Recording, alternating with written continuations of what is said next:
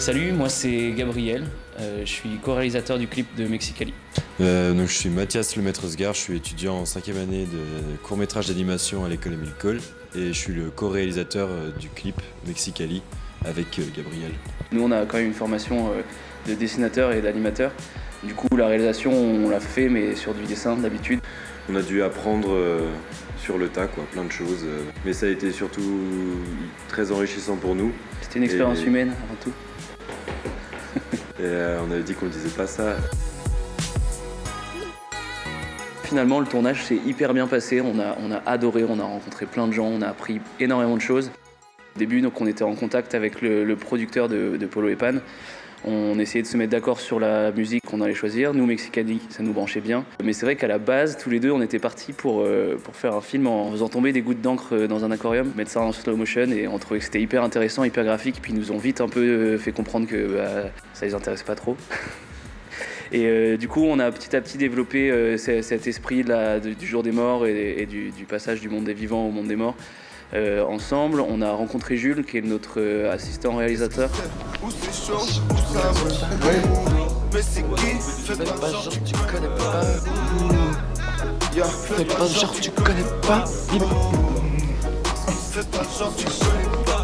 On a rencontré Geoffrey, qui est notre cadreur. Peut-être le plan. De toute façon, on fait un métier de tricheur. Hein. On branle. Le compresseur. Ah, tout le temps en tournée, je suis busy. Je dans la foule comme si c'était une piscine. Magnifique. j'ai pas du tout de souplesse. Je vois ça.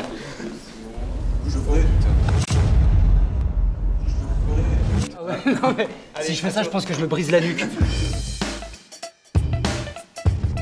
Et avec lui et Jules, on a commencé petit à petit à développer cet univers. La Santa Marté, la particularité, elle est sur une sorte de petit hôtel.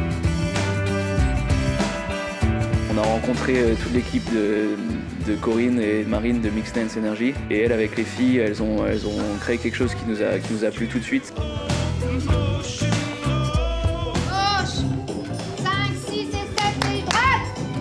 On a préparé la chorégraphie en amont à l'école de danse, donc au studio à Rieux, avec les danseurs.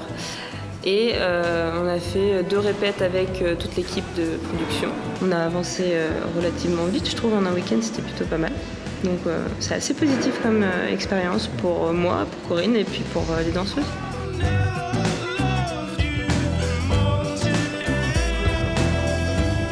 Donc nous, on est étudiants en 5e année à l'école Émile Cohl, qui est une école de dessin animé. Et ils nous ont généreusement prêté une salle pour le temps du week-end sur lequel on a tourné. On a dû faire en sorte que cette salle devienne une pièce entièrement noire. C'était un peu compliqué, donc on a déroulé des mètres et des mètres de rideaux, de taps. Toute la pré-production, on a dû créer les décors ensemble avec nos potes à l'école qui nous ont bien aidés. On a construit les masques de A à Z en partant de papier mâché, avec de la peinture, de la récup à droite à gauche. Pour tous les masques en couleur, c'était bon, les danseuses le portaient bien et c'était fixé. En revanche, pour le dernier que j'avais réalisé, celui-ci qui était en 3 parties, parce que des fois il fallait mettre plusieurs parties en même temps, même le maquillage et tout, et là ouais, je devais être là parce qu'il n'y avait que moi qui comprenais comment il fonctionnait, parce qu'il était mal foutu, faut le dire. Il était fait un peu grossièrement, mais il marche, hein, il est très bien. Or, c'était les corons, la terre était le charbon.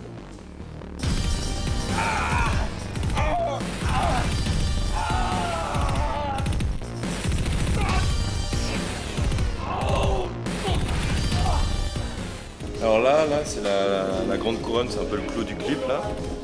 Du coup, pour pas lui faire mal à la tête parce que c'est un peu une princesse, on va lui mettre des petits bouts de mousse pour que ça épouse absolument la forme de sa tête.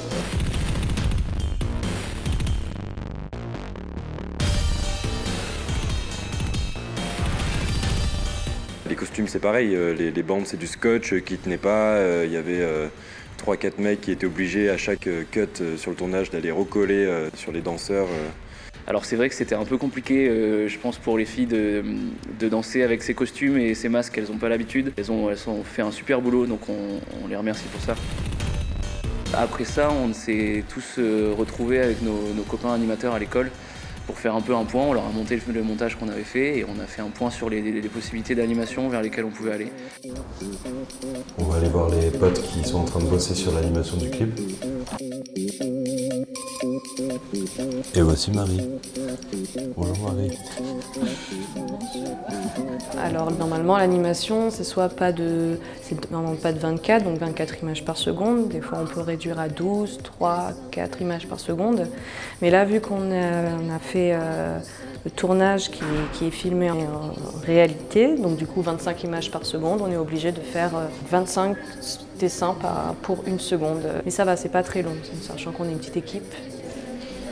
Pour un plan, en fait, ça dépend de la complexité déjà du plan et surtout de ce qu'on veut faire. Après, comme véhiculer, véhiculer en tout cas l'animation, ça dépend vraiment de ce qu'on veut faire, mais juste un plan, ça peut prendre une petite semaine. Ok, donc là, il y a plein de trucs qui sortent. Des contraintes techniques ont manqué de tout. En fait. On a dû faire avec la générosité de chacun, qui ont bien voulu donner de leur temps et de leur matériel et de leur talent pour assurer leur part dans la réalisation du clip. Chacun a donné du meilleur de soi-même et on est vraiment arrivé à quelque chose dont on peut être fier, je pense.